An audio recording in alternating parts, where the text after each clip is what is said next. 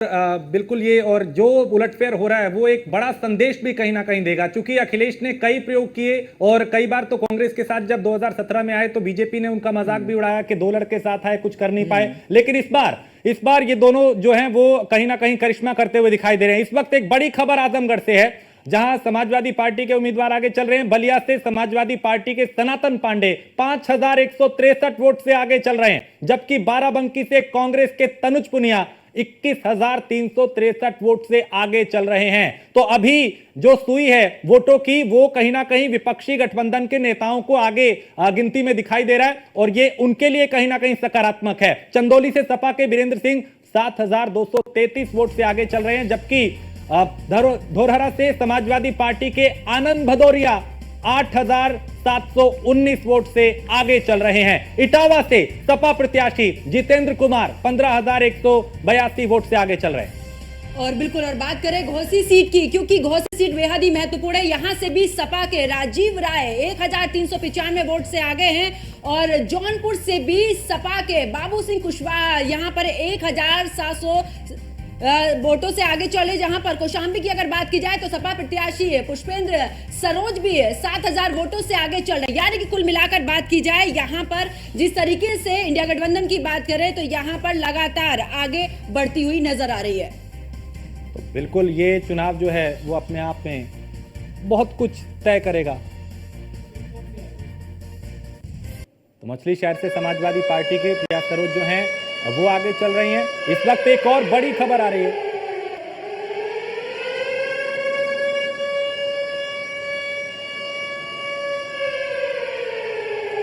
हाँ, यूपी की सियासत में अखिलेश ने बड़ा उलटफेर किया है।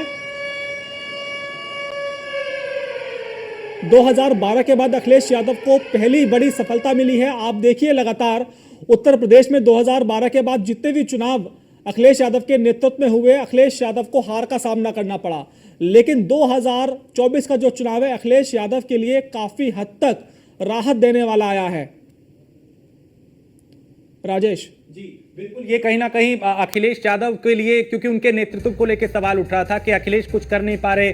मुलायम सिंह यादव जी के बाद उनको लेकर कई तरह के सवाल उठ रहे थे कि चुनाव दर चुनाव उनका ग्राफ गिर रहा है। हालांकि विधानसभा चुनाव में जरूर उन्होंने बड़ी चुनौती दी, लेकिन इस बार अखिलेश यादव जो हैं वो यहाँ एक बड़े तरीके से उनका जो ग्राफ है वो बढ़ता हुआ नजर आ रहा है। और उत्तर प्रदेश में सीटों के लिहाज से समाजवादी पार्टी रिकॉर्ड बनाने की ओर आगे बढ़ रही है। यानी अब तक का जो स्तर रहा है उसमें सबसे बेहतर प्रदर्शन अगर ये रुझान नतीजों में बदले तो फिर समाजवादी पार्टी करती हुई नजर आ रही है।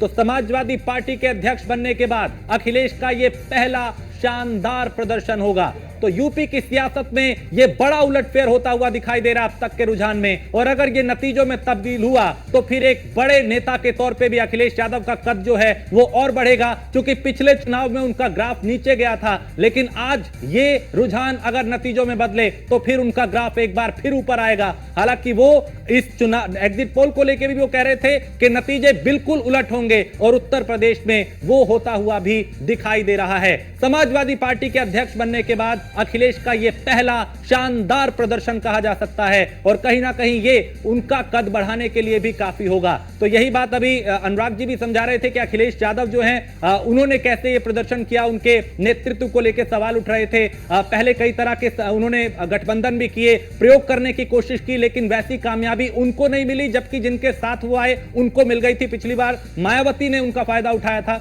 19 का जब चुनाव था तो 10 सीटें मायावती ले गई थी, लेकिन 5 पे अखिलेश रह गए थे। अब की बार कांग्रेस के साथ गठबंधन किया है।